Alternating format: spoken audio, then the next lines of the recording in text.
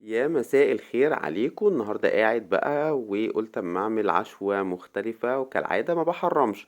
دخلت شفت فيديوهات على اليوتيوب كده فعجبتني وصفة حلوة للبطاطس، والمفروض بقى ان هي تطلع مقرمشة وجميلة وبتاع. جبت البطاطس قشرتها وقلت ابشرها بقى بالكبة بشر رفيع كده. فطبعا عملت مواعين كتير قوي برضو، ويعني تعالوا نشوف هتطلع عاملة ازاي في الاخر بعد ما بشرنا بقى البشرة الرفيعة وحطيناها في المصفى. وبعدين قعدت اغسلها من النشا اللي فيها.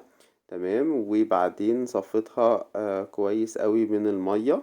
تمام. قعدت اصفيها قوي اعصر فيها جامد.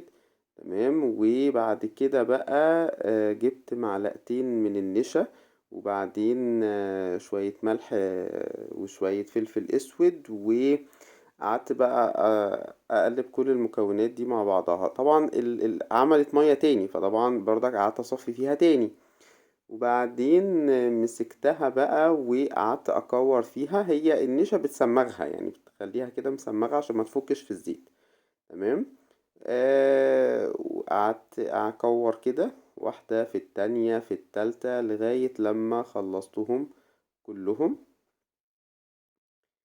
وبعدين جبت بقى طاسة فيها زيت غزير، ودي طبعا الكارثة التانية بما ان احنا في أزمة زيت اصلا.